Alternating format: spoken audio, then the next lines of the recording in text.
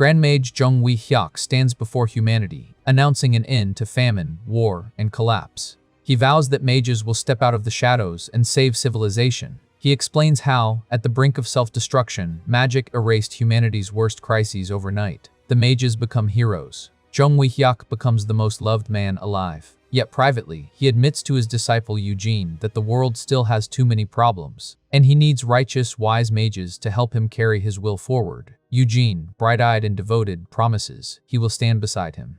Years later, chaos erupts. A terrified girl collapses as some grotesque curse turns her lower body to veined stone. A massive hand touches her head. The veins spread. Her cries turn desperate, begging for another chance, then silence. Her master watches in horror, mind reeling. The rumor was real. The urban legend whispered about mages being hunted, wrecked and mangled by bizarre magic.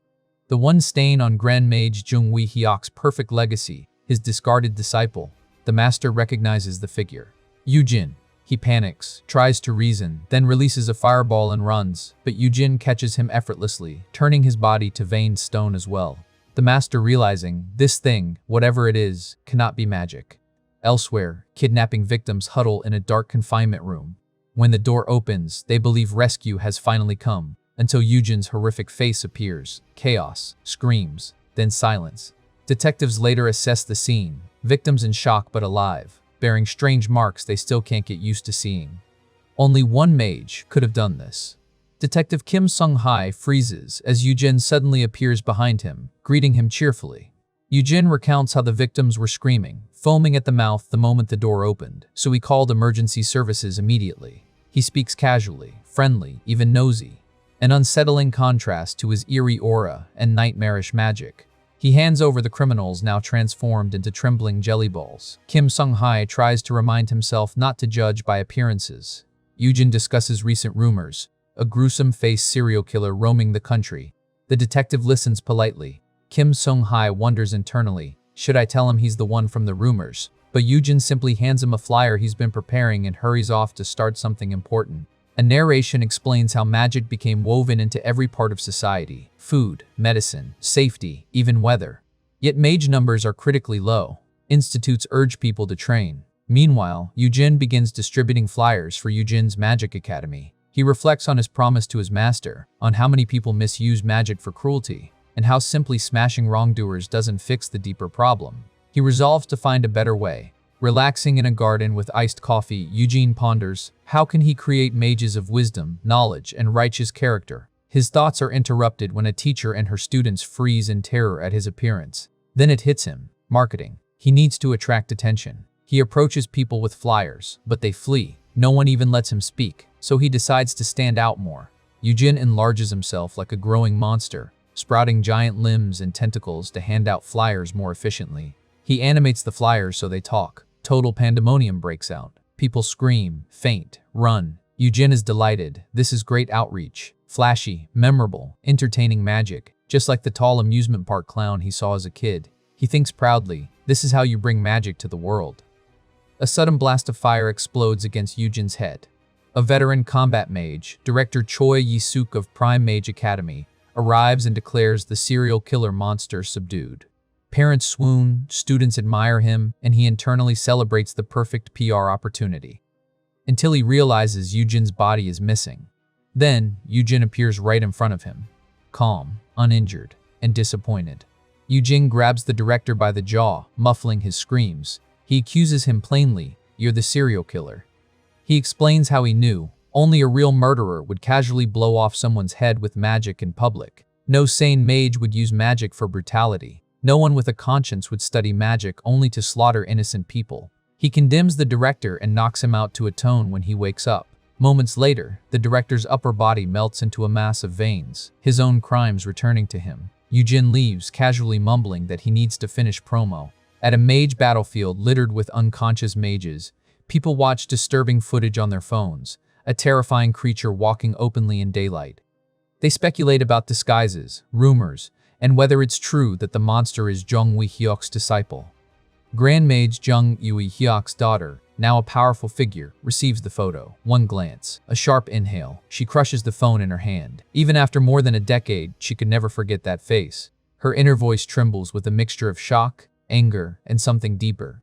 After all these years, her chance to prove herself to her father has finally arrived. She sets her sights on Yujin. The scene shifts. Mr. Yujin, leave the killer stuff to the police and focus on your academy. We'll call if we need help.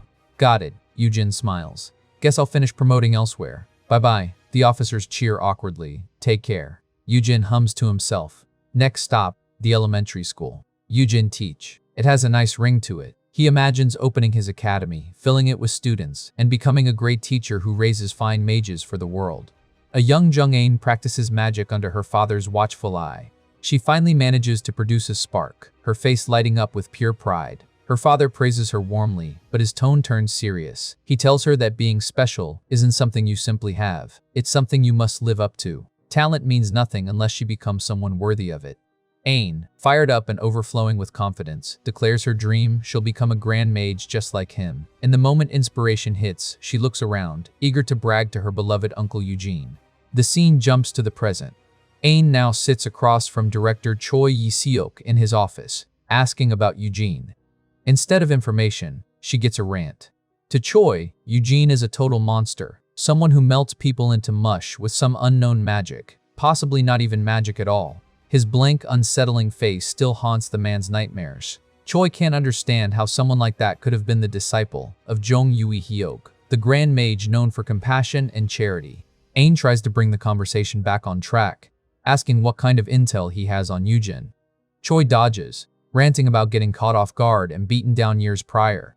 This time, he claims, he's come prepared, gathering alumni combat elites to counter whatever freakish magic Eugene might throw. Ain stares at him flatly. This isn't the information she asked for. It's just him complaining about getting his ass handed to him. She stands to leave. As Ain heads for the door, Choi's subordinates block her path, offended by her bluntness. They demand she apologize, insist she cooperate. The Grand Mage's daughter isn't the Grand Mage herself. One of them even calls her a stuck-up bitch. A beat later, the room changes completely. Every one of those same subordinates is sprawled, defeated, groaning on the floor. Ain dusts herself off and calmly addresses the stunned director. Teach them manners before magic. Elsewhere, a customer confronts someone being obnoxiously loud in a cafe. It turns out to be Eugene. He apologizes instantly, voice polite, but the customer recoils anyway, unnerved by Eugene's eerie, unreadable face. They retreat, muttering excuses. Eugene goes back to sipping his drink, staring at his phone. Algorithms intimidate him more than monsters ever have. He sighs. He has no idea where to even begin with online promotion. Eugene remembers the detective's advice. Online promotion works better than handing out flyers. He swears he won't get distracted this time, and immediately gets distracted. Someone taps his back. He jumps so hard the girl falls over in fright. She assures him she's fine and asks if he's Eugene. When he confirms, she tells him someone wants to meet him. Soon, he's following her and her partner through the city. The guy behind him is quietly panicking. Eugene's presence is so intense that escorting him feels like a hostage mission. They call Jolnan in to update her. They've got him following without resistance, and they'll take a taxi soon. Eugene, clueless and curious, asks who he's being taken to. The escorting girl just says they want it to be a surprise, while internally wondering why he keeps staring at her like that. Earlier, Ain had gathered her subordinates and briefed them on Eugene. He's 34. A war orphan taken in by her father around age 4, trained as a mage, grew into a brilliant researcher, until he vanished 14 years ago. Her team murmurs among themselves. The rumors about him being the Grand Mage's disciple were actually true. One of them spots a childhood photo and nearly chokes. The adorable kid somehow became that terrifying adult. Ain assigns the retrieval to Hui Myung and Yoon Hae. Bring Eugene to her while she finishes preparations. When asked what she plans to do once they meet, her expression darkens. On the day Eugene disappeared, her father said he was disappointed in him. The disciple always at his side suddenly abandoned him and vanished. Now, after over a decade, Eugene has reappeared, and she needs to know his intentions. If he means to threaten or dishonor Jung Wee-hyuk in any way, she'll handle it personally. The team's only job is to locate him and bring him in. Back in the city, the escorting girl walks ahead of Eugene, her nerves spiking. Why does he keep staring at her like that? What is with this guy? Walking ahead of Eugene feels like walking with a blade at her back. The pressure, the staring, the suffocating tension. She keeps telling herself he wouldn't try anything in public. Then Eugene suddenly leans in and whispers by her ear, light and casual. Got it. You work with Ain, huh? She reacts on instinct. A spear of ice lashes out and slices through his hand before he even finishes the sentence. She shouts for a plan change, subdue him, and drag him in. Her partner activates his magic with a resigned groan. I knew it had come to this. A massive blast of blue energy crashes down from above, engulfing Yujin. The two subordinates bicker as smoke clears. One accuses the other of ruining the plan. The other snaps back, saying anyone would panic if Yujin stared at them like that and reached out. Then their voices die. The street darkens as Yujin rises out of the crater, hand regenerating smoothly from where it was sliced off. His expression is unreadable. He apologizes, calmly, genuinely. He's sorry for startling them earlier, but this level of retaliation feels a bit much. The memory flashes back to their earlier briefing, when they had asked Ain what to do if Yujin ever attacked first. Rumor said he'd killed countless mages, was the Grand Mage's disciple, and leagues above their level. Ain had told them not to worry. Yujin had talent, sure, but he was a researcher, not a warrior. If they ever faced him, they were to minimize damage and call her immediately. Back in the present, Ain arrives to find her subordinates half dissolved, trapped in Yujin's strange regenerating magic, squirming, panicking, and thoroughly traumatized. Yujin moves toward them, but Ain blasts him away with a clean, powerful strike, then crouches to check her team. They scream warnings through their mushy forms. His magic regenerates endlessly, breaks through defensive spells, and if he touches you, you're done. They insist he's a total freak. Ain decides immediately they need to relocate. She activates a transportation spell, shifting the battlefield elsewhere. The world stabilizes in a new location. Yujin looks around, then spots her. His eyes light up. He calls her name with pure joy, amazed at how much she's grown, marveling at the 14 years that have passed. He gushes like an uncle reuniting with a beloved niece, recognizing her hat as the one from her father, proud she became a mage. Ain cuts through his warmth like a blade. Why did you do that to my people? Yujin sheepishly explains that he misunderstood earlier. He startled them. They attacked with lethal spells, so he just restrained them lightly until they calmed down. Ain has no patience for it. She doesn't care about the details. She admits she was agonizing over what excuse she'd need to justify fighting him. But now, she realizes she doesn't need one. He's already broken. Magic circles bloom around Ain, one after another. Layers of reinforcement, curses, armor, weaponry, shields, exoskeletons, everything she can stack at once. She trembles with emotion. How dare he leave her staff like that? How dare he drag her father's name through the mud? How dare he walk back into their lives after disappearing? If he insists on returning after all the damage he's caused, then he has to fall by her hand. She activates a movement spell, her form blurring, and launches herself straight at him. Director Choi Yi-seok's residence lies in ruins, still echoing with the aftermath of Jung-ain's magic. One furious subordinate seethes at the destruction, calling it an unforgivable humiliation for both the director and the academy. Even the fact that Ain is the Grand Mage's daughter isn't enough to calm his rage. He wants retaliation. Choi Yi-seok, however, shuts him down immediately. He knows better. Calm but heavy with memory, he recalls a past mission alongside the Grand Mage. That was the first time in his life he ever felt completely insignificant as a mage. The gap between them wasn't just large, it was incomprehensible. Choi admits the bitter truth. Even if every combat mage in the academy attacked together, they wouldn't so much as touch a single hair on her head. Her magic isn't just powerful, it's a natural disaster given form. The scene cuts to the present battlefield, where Jung-ain mercilessly overwhelms Yujin with relentless magic. As explosions shake the ground, one thought echoes in Yujin's mind. Something about this feels wrong.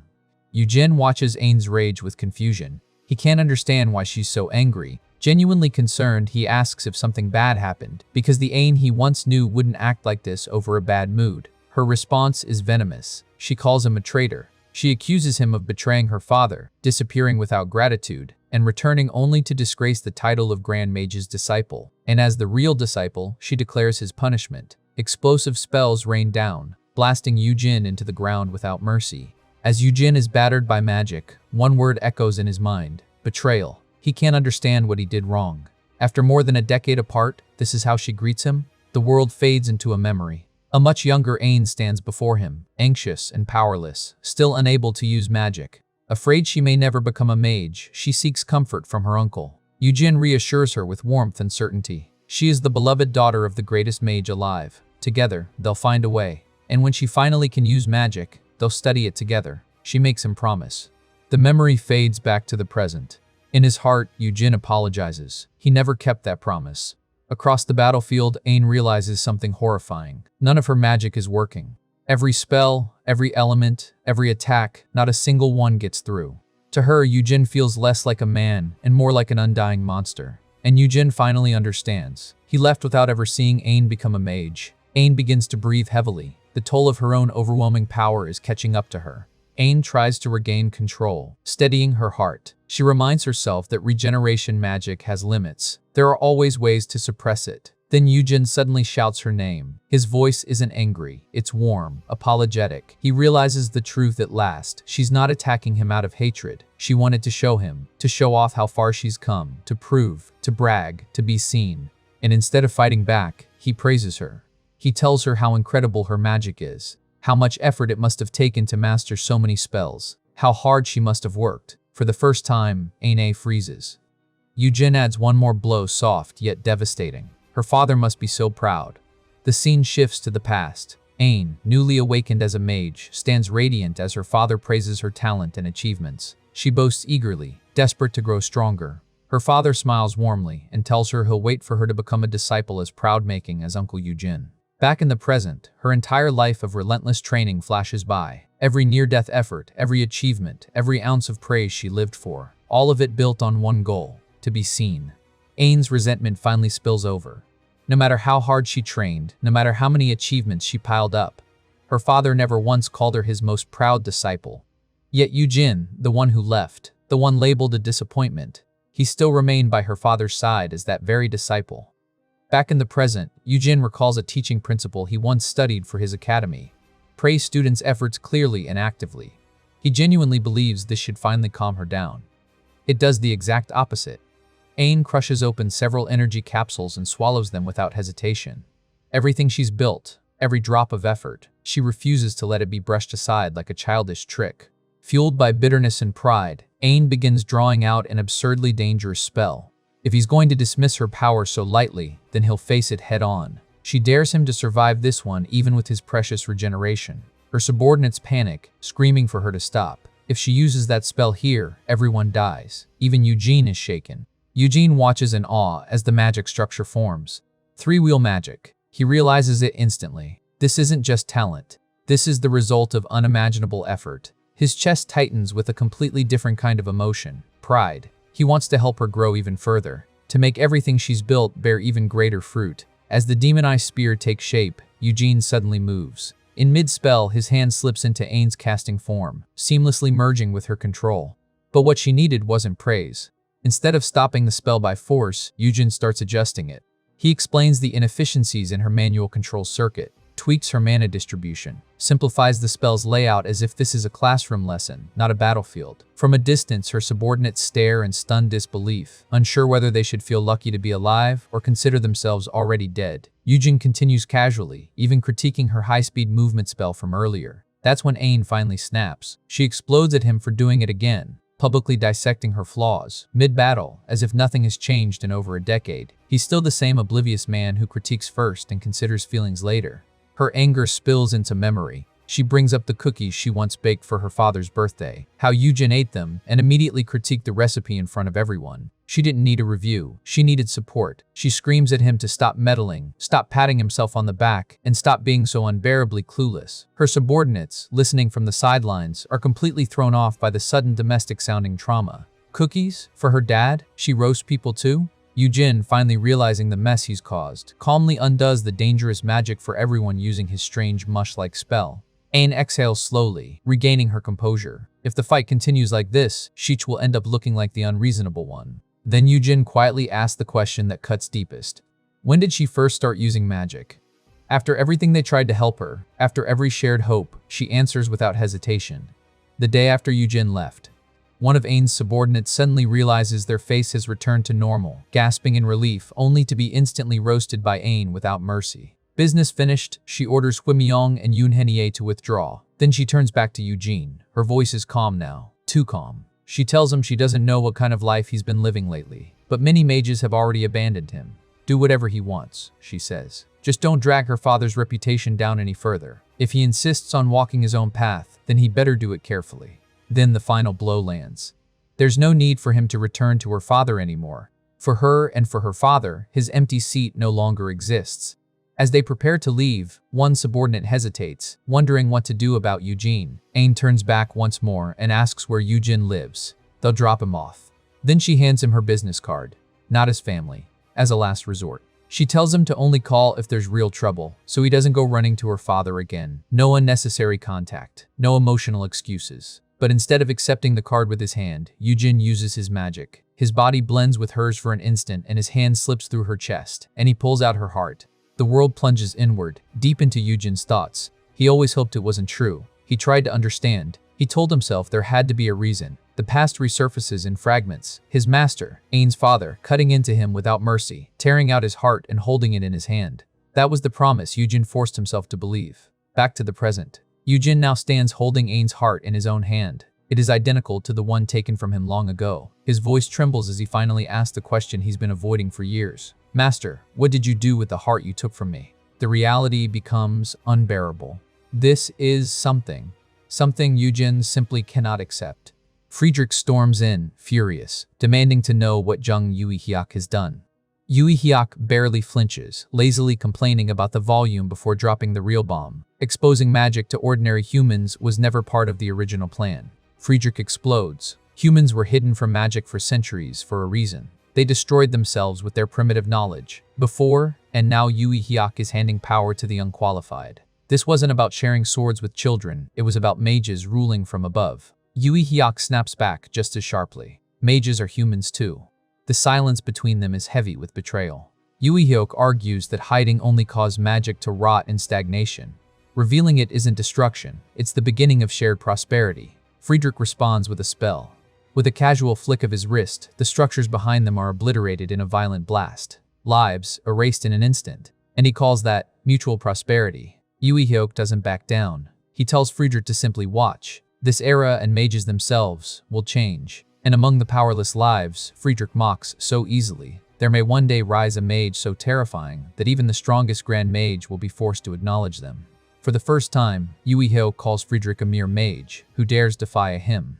The scene cuts sharply to Jung-un, sleeping on a couch. Voices seep into her consciousness. She stirs, opens her eyes. Her subordinates whisper nearby, shaken by what happened. One of them notices she's awake.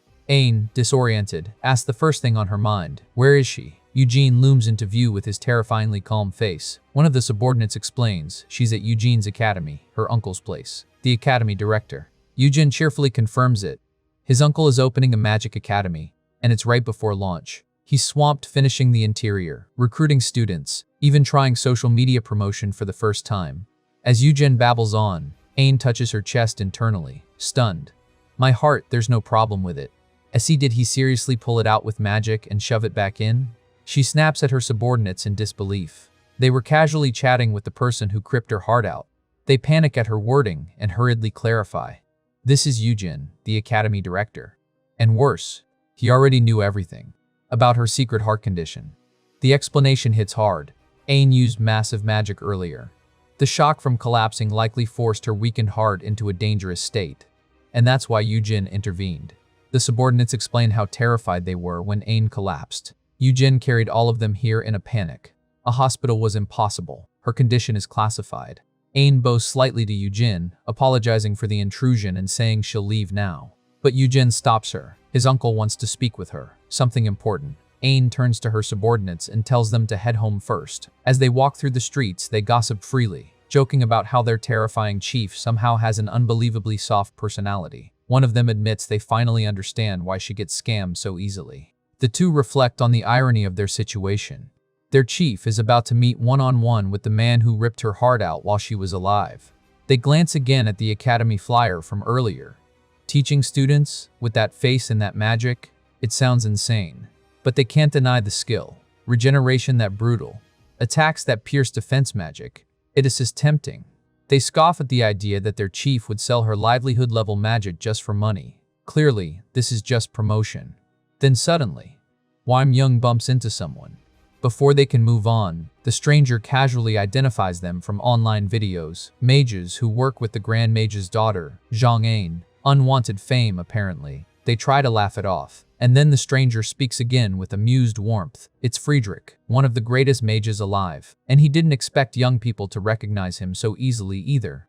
The man introduces himself calmly, a close friend of Ain's father, someone like an uncle to her. The scene shifts to Eugene and Ain alone. He doesn't waste time. Every time she uses magic, it strains her heart, doesn't it? Ain stiffens. Did he hear that from her father? There's no point hiding it anymore. She admits it flatly. If she keeps using magic like this, she'll probably die soon. Eugene freezes. She explains it like it's nothing. Inheriting her father's rare genius came with a cruel condition. A mana allergy so rare it sounds absurd. Every use crushes her heart little by little, until one day it simply bursts. Death guaranteed. In Eugene's mind, one thought echoes in horror. Mana allergy sounds like a convenient lie.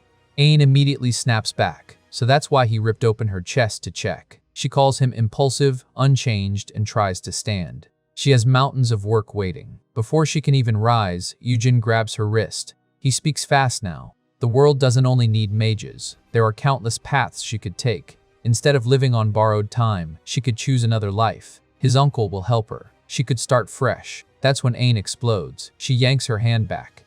He crossed the line, and she makes it clear. He has no right to interfere in her life anymore. She tells him the truth coldly.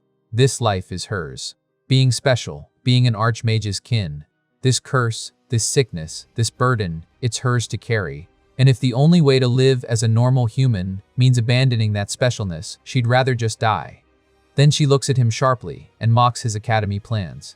A magic academy suits him perfectly. Instead of meddling in her life, he should focus on finding students who'll pay him and actually listen. Eugene softly calls her name. He's about to say the truth, but the moment is stolen. Her phone rings. It's Yunhae. Something is wrong.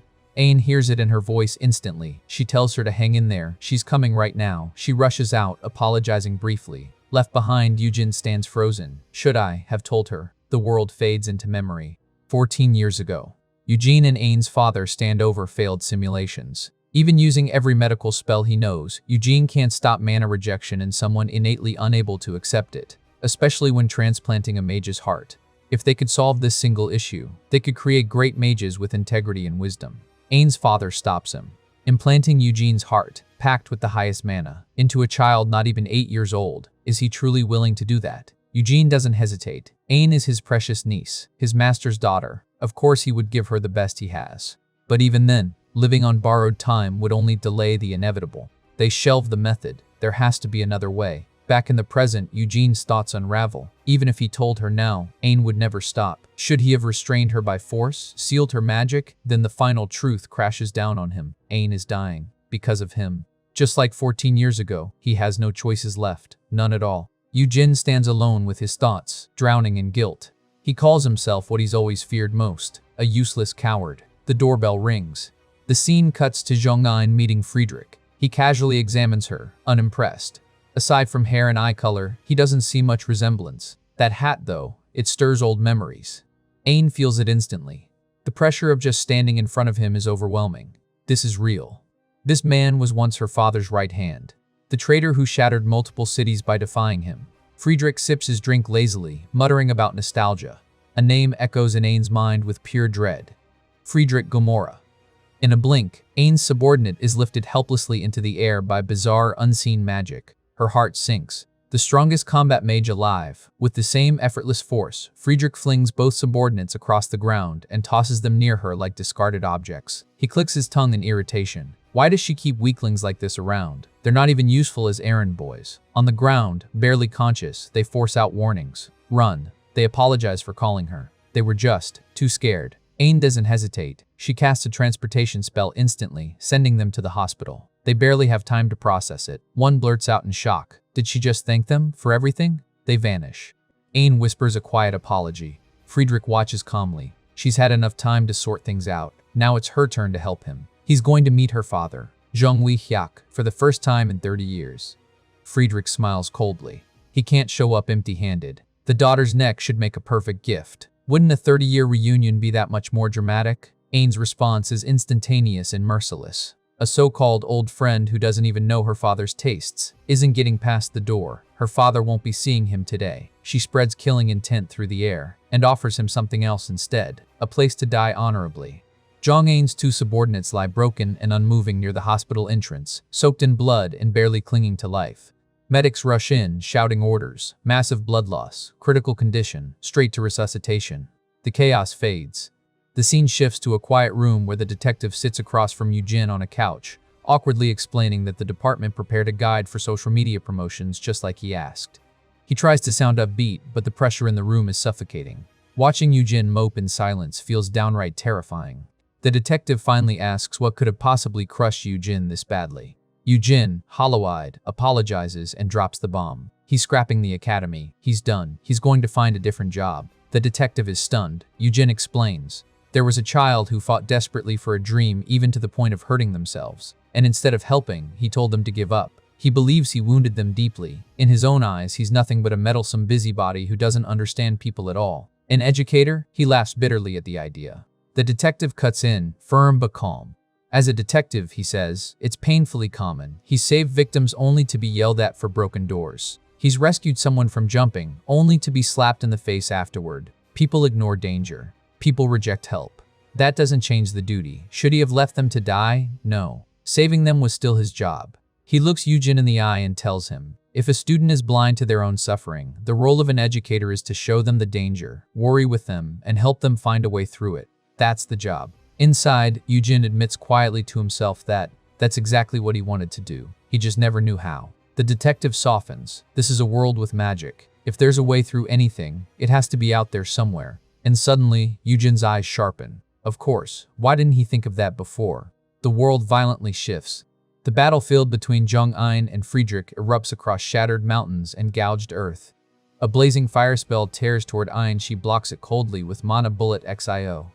The clash alone reshapes the terrain. Ein vanishes. She reappears behind Friedrich in an instant, unleashing second ring magic in a terrifying chain, super vibrating rebar, axe blade storms, telekinetic strikes, mana blades all at once. Friedrich barely holds the line, raising a red barrier and detonating a counter-fire spell that blasts Ein away. Even as she's thrown back, Ein fires telekinesis at full output. The ground rises like a massive wave and crashes down on Friedrich, burying him alive. Ein staggers, visibly exhausted. Then, she hears his voice from beneath the crushed earth. He calmly dissects her power, the absurd number of attributes, the reckless layering of spells, the vast mana capacity capable of overturning mountains, all of it acknowledged, all of it judged.